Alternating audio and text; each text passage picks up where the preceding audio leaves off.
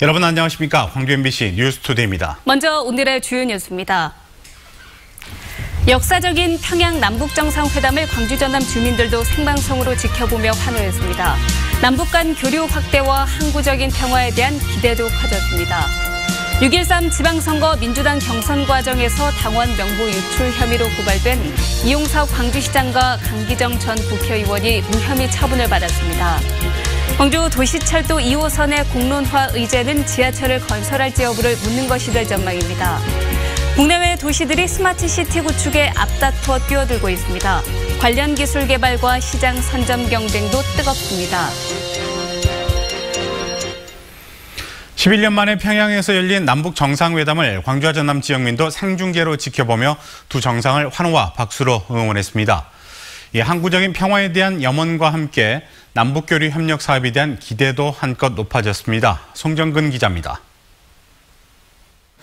문재인 대통령이 탄 공군 1호기가 평양 순안공항에 도착한 순간 호기심 가득한 여중생들의 이목이 TV로 쏠렸습니다. 비행기에서 내린 문 대통령이 김정은 위원장을 만나 포옹을 하자 교실 여기저기서 박수 소리가 울려 퍼집니다. 두 분이 이렇게 해서 만나서 악수도 하고 안았을 때 너무 제가 듣고 막 기분이 좋았어요. 역사적인 순간을 지켜본 학생들은 과거 적대관계였던 남북관계에 항구적인 평화가 깃들길 바랐습니다. 두 나라 간에 과거 좋지 않은 일이 있었지만 앞으로 좋게 해결되었으면 좋겠고 많이 나라 간 사이에서 많은 외교 활동이 일어났으면 좋겠습니다. 두 정상의 만남을 축하하는 박수는 터미널에서도 터져나왔습니다. 시민들은 훈풍이 불고 있는 남북 모습에 웃음 지으며 통일에 대한 기대감을 가졌습니다.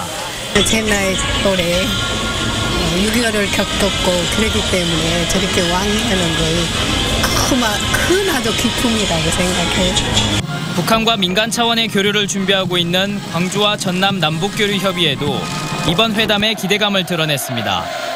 지난 2015년 방북 당시 북측과 협의한 신재생에너지 자립마을 형성과 문화교류 등 협력개발 사업에 박차를 가한다는 계획입니다.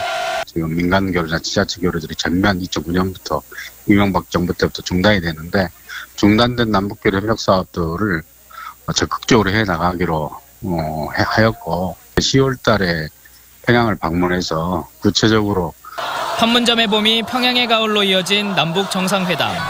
민족의 평화와 번영의 결실이 맺어지길 시민들은 응원하고 있습니다. MBC 뉴스 송정근입니다. 지난 6.13 지방선거 민주당 경선 과정에서 당원 명부 유출 혐의로 고발된 이용석 광주시장과 강기정 전 국회의원에 대해 검찰이 모두 무혐의 처분했습니다. 광주지검 공안부는 올해 초 민주당원 10만 명에게 문자메시지를 보내 고발된 이용섭 시장이 당원 명부 취득 과정에 가담했다고 볼 증거가 없어 혐의 없음 결정했다고 밝혔습니다. 또 지난해 말 당원 3만 명에게 문자메시지를 보내 고발된 강기정 전 의원도 새해 인사 형식의 의례적인 문자를 보낸 점 등으로 무혐의 처분됐습니다. 검찰은 다만 당원 명부를 불법 유출한 혐의로 민주당 광주시당 전 조직국장 등 2명은 약식 기소했다고 밝혔습니다. 광주 도시철도 2호선의 공론화 의제는 지하철 건설 여부를 묻는 것이 될 것으로 보입니다. 최영태 공론화 위원장은 광주 MBC 뉴스데스크에 출연해 공론화 의제는 단순 명료해야 한다며 지하철 건설을 할 것인지 말 것인지를 묻는 것이 될 것으로 예측한다고 말했습니다. 구체적인 의제는 찬반 양쪽의 의견을 수렴해 다음 주 금요일에 결정하겠다고 말했습니다. 공론화에 참여할 배심원단은 시민 수천 명을 상대로 여론조사를 실시한 뒤 찬반 비율과 연령, 거주 지역 등을 고려해 300명 안팎으로 선정할 것이라고 말했습니다.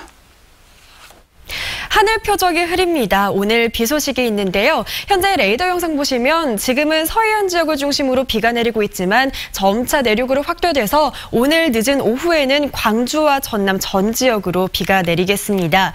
당분간 비가 오락가락하겠는데요. 오늘과 내일 남해안 지역에는 10에서 50mm의 비가 내리겠고요. 광주와 남해안을 제외한 전남 지역에는 최고 20mm 안팎의 비가 내릴 것으로 보입니다. 이 비는 모레까지도 계속되겠습니다. 내일 내일은 비가 내리다가 오후부터 차츰 그치겠고요. 모레도 비가 내리다가 늦은 오후에 그칠 것으로 보입니다.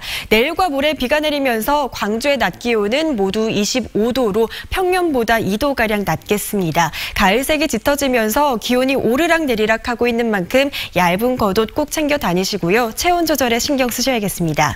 현재 기온 살펴보시면 광주가 18.7도로 오늘도 선선하게 시작하고 있습니다. 낮 기온은 광주가 26도, 장성은 25도로 평년보다 2도가량 낮겠습니다. 목포와 부안은 25도, 강진은 26도를 보이겠고요. 곡성은 25도, 구례는 26도를 보이겠습니다. 날씨였습니다. 4차 산업혁명 시대와 함께 다가올 미래의 도시 모습은 지금과는 많이 다를 겁니다. 머지않아 다가올 수 있는 이른바 스마트 시티의 새로운 모델을 만들고 시장을 선점하려는 기업과 도시들의 경쟁도 뜨겁습니다. 윤구수 기자입니다. 인공지능과 빅데이터, 사물 인터넷 등 4차 산업혁명 기술이 도시 차원에서 구현될 스마트 시티는 미래형 도시로 주목받고 있습니다. 정보와 교통의 흐름 등을 네트워크로 연결해서 삶의 질을 높여줄 기술들도 경쟁적으로 개발되고 있습니다. 그런 편한 서비스들을 제공할 수 있는 그러한 복합적인 컨버전스된 기술들을 많이 지금 연구 개발하고 또 확대 생산하고 있는 그런 상황입니다. 우리나라는 물론 세계의 도시들이 스마트 시티 구축에 박차를 가하고 있습니다. 전 세계에서 600여 개의 도시들이 저마다 특화된 프로젝트를 추진할 정도로 관심과 경쟁이 뜨겁습니다. 산업의 기업 도시인 솔라시도는 신재생 에너지를 기반으로 한 친환경 스마트 시티로 경쟁 대열에 뛰어들었습니다. 일자리가 있고 소득이 있고 저비용 공유가 가능한 그리고 친환경적인 그리고 안전하고 편리한 그런 사람 중심의 미래 문명 도시를 지향합니다. 정부도 미래 성장 동력과 일자리를 만들기 위해서 스마트 시티 시범 도시를 지정하기로 하는 등 새로운 모델 개발을 지원하기로 했습니다. MBC 뉴스 윤문수입니다. 산업통상자원부가 2019년 신재생에너지 융복합 지원사업 공모에서 광주 남구 대촌동 일대 17개 마을을 최종 선정했습니다. 공모사업 선정으로 남구는 국비와 시비 등 9억 7천만 원을 확보하게 됐으며 내년 1월부터 대촌동 일대 17개 마을에는 태양광 발전 설비가 설치돼서 신재생에너지를 기반으로 하는 자립마을로 조성됩니다.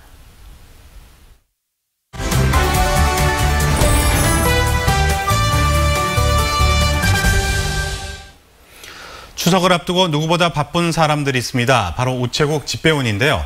지난해 과로로 인한 고통을 호소하면서 스스로 목숨을 끊은 고 이기련 집배원의 유가족이 국가를 상대로 손해배상 청구 소송을 제기했습니다. 네, 소송 대리를 맡은 민주사회를 위한 변호사 모임 광주 전남지부 홍재은 변호사와 이야기 나눠보도록 하겠습니다. 안녕하십니까? 네, 안녕하십니까?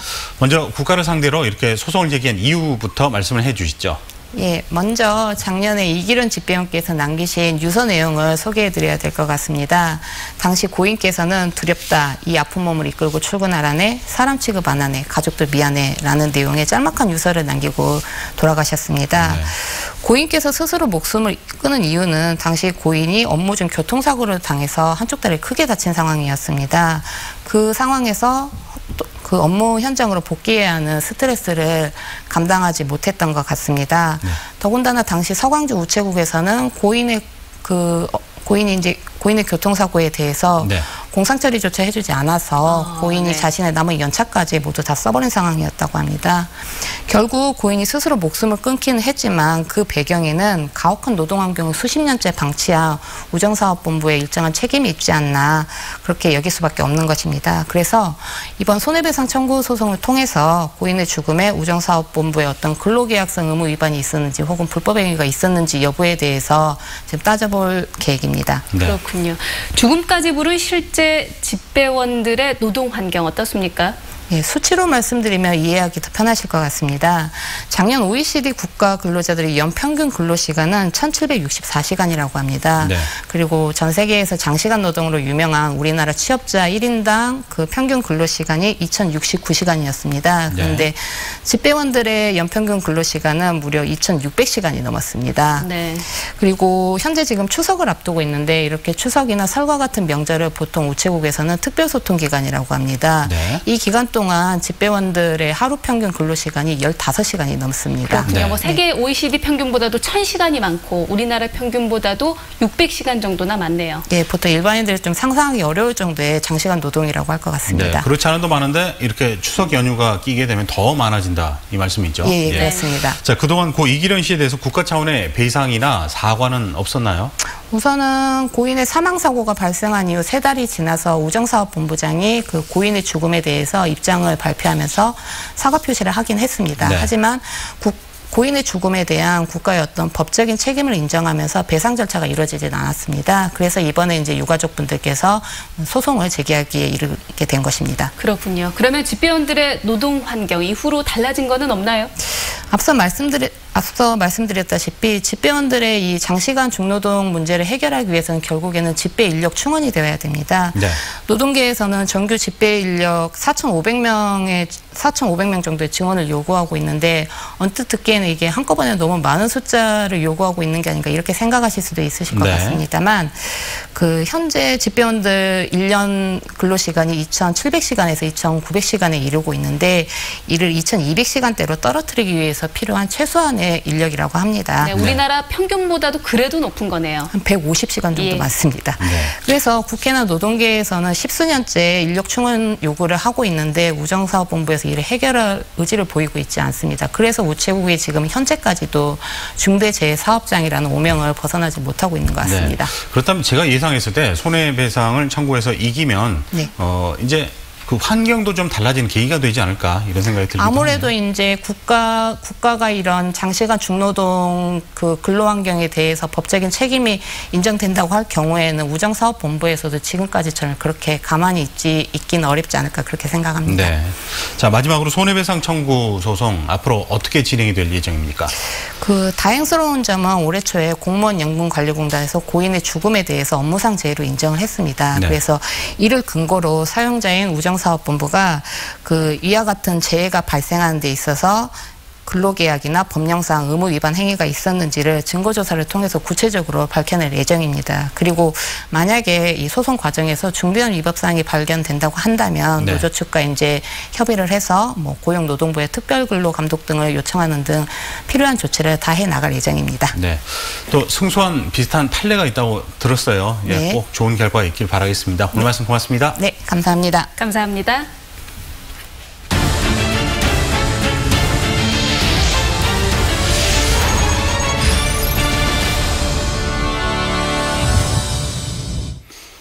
여수 국민보도연맹 사건 희생자들을 추모하는 해상위령제가 열렸습니다. 유족들은 68년 만에 처음으로 열린 위령제를 계기로 억울한 죽음의 진실이 새로 밝혀지기를 기대하고 있습니다. 조희연 기자입니다.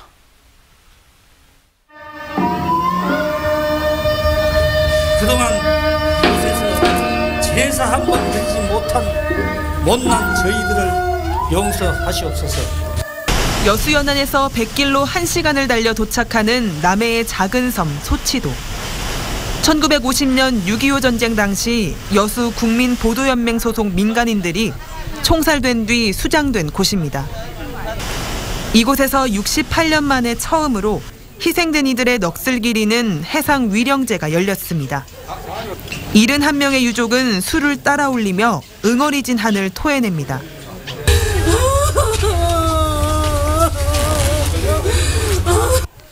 소치도를 바라보면서 바다에 잠들어 있을 가족들을 목 놓아 부르기도 합니다.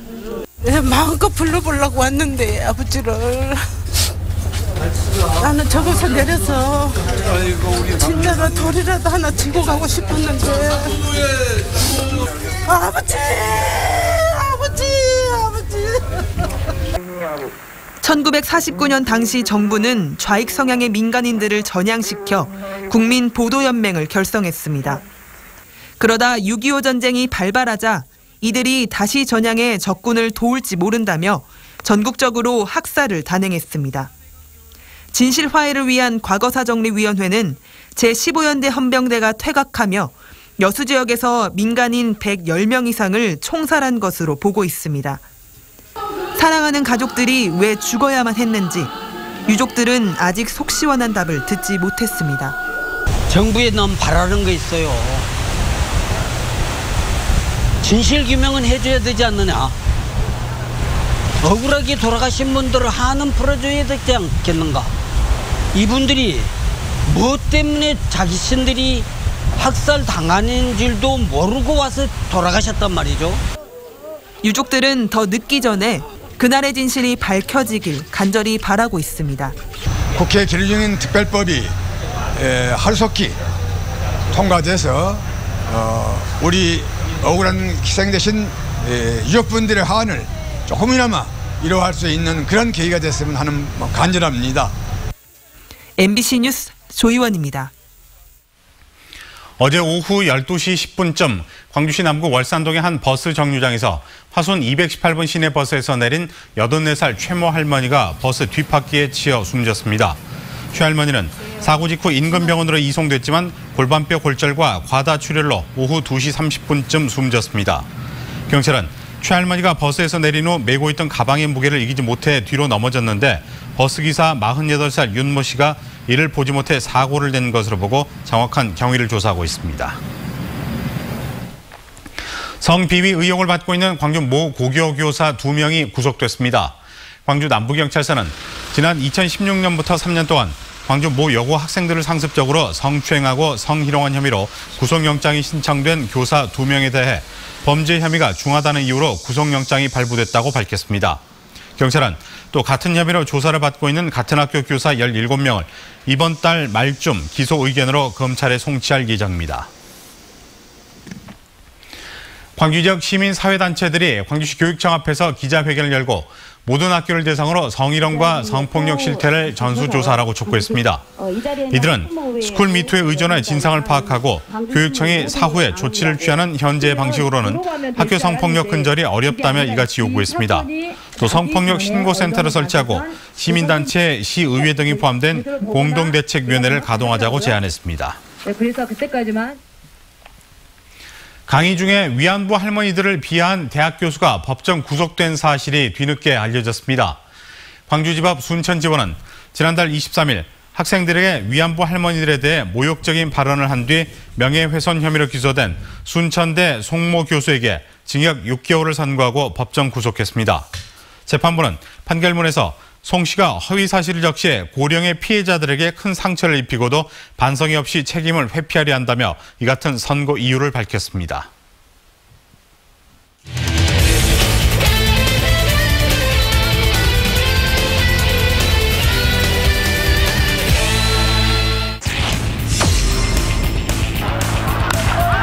밀어냅니다. 좌익수 쪽으로 타구는 계속해서 뻗어갑니다. 담장을 때리고 떨어집니다. 선행주자 한 명 홈으로 1루 주자는 2루에서 멈췄습니다. 타자 주자 2루에서 세이프. 돌렸어요. 타구는 왼쪽으로 뻗어갑니다. 담장 쪽 넘어갑니다. 역전 그랜드슬램.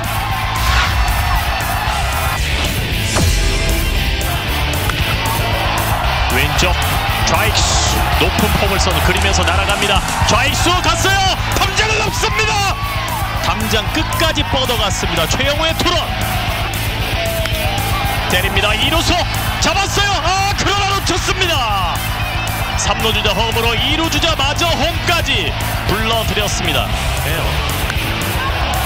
오른쪽 높게 우익스 잡고 3루 주자 탈거.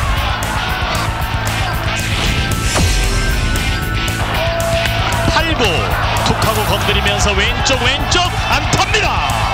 좌익수 앞에 떨어지는 안타. 2루 주자 3루 밟고 홈까지. 3루 들어올리면서 오른쪽 뻗어갑니다. 우중간 쪽으로 계속 갑니다. 타구는 여전히 뻗습니다. 오늘 기아 타이거즈 그랜드슬램만 2번.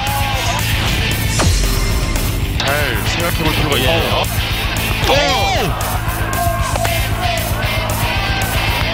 지금도 훈련 보내면서 밀어내기 볼넷이 됐습니다. 때립니다. 센터 쪽 깨끗하게 떨어지는 안타. 3루 주자 2루 주자 모두 홈으로 불러들였습니다. 버나디가 2타점 적시타. 바운드볼 결국 삼진으로 물러나면서 경기 종료됐습니다.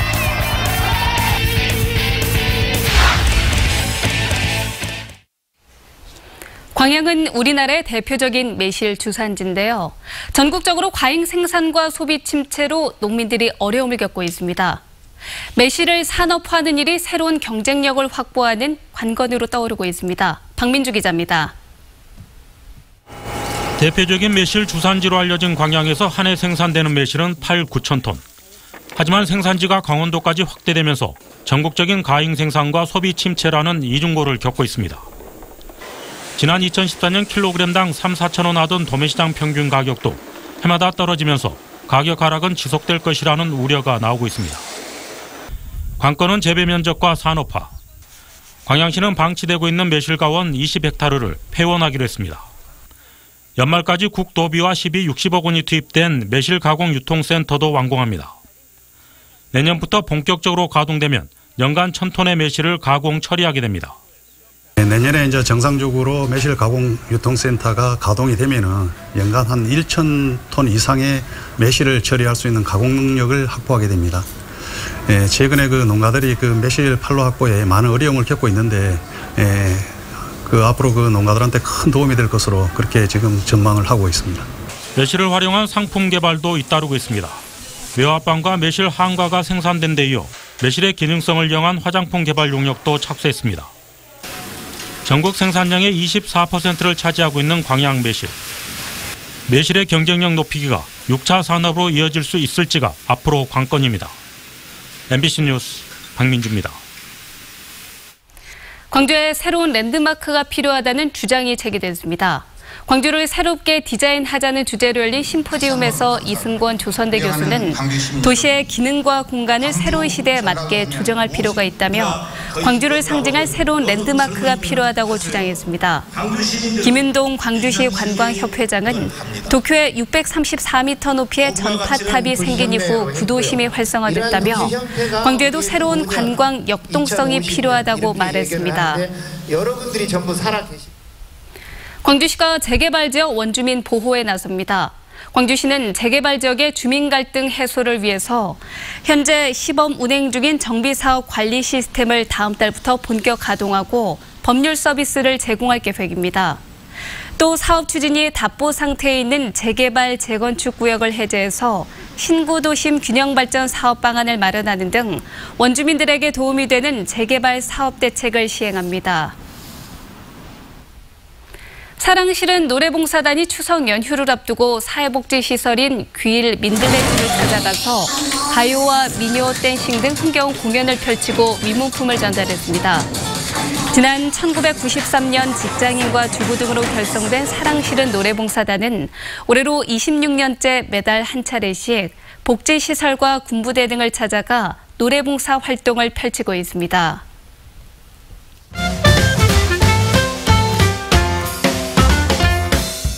추석 연휴를 맞아 이번 주 토요일부터 대중교통이 확대 운영됩니다. 상무지구와 광주 종합버스터미널, 국립 518 민주묘지를 지나는 버스 518번은 하루 63회 증차하고요. 지원 15번과 용전 86번은 영락공원을 경유하게 됩니다. 지하철은 연휴 전날인 21일 밤 12시 45분에 출발하는 소태 평동 방향 열차가 추가로 운영됩니다. 추석을 맞아 이번 주 토요일 전남 농업박물관에서 한가위 오색 송편 빚기 체험 행사가 열립니다. 오는 21일까지 행사에 참여할 가족들을 선착순 모집하고 있는데요. 파치나 깨, 콩을 넣고 천연 색소로 멋을 낸 추석 송편. 가족들과 직접 빚어보고 맛도 보면 어떨까요? 주민 대다수가 농업에 종사하는 광산구 동곡동에서 특별한 서예 전시회가 열렸습니다. 60대 후반부터 80대까지 주민 20여 명이 모인 동묵회의 서예 전시회인데요. 회장인 정순상 씨는 이웃과 함께하는 서예가 일상의 낙이 됐다며 모임 10년 만에 첫 전시회를 열었는데 앞으로도 계속 활동을 해가고 싶다고 소감을 밝혔습니다. 연극 애꾸는 광대가 오늘과 내일 공연을 끝으로 2018년 상설 공연을 마칩니다. 애꾸는 광대는 5.18 당시 투쟁하다 한쪽 눈을 잃은 연극인 이세상 씨의 자전적 이야기를 담은 공연으로 올해는 굴곡진 근현대사를 살아가는 어머니의 이야기로 풀어졌습니다. 11월 6일에는 5.18 특별법 통과를 기념해 국회에서 특별 공연이 진행됩니다.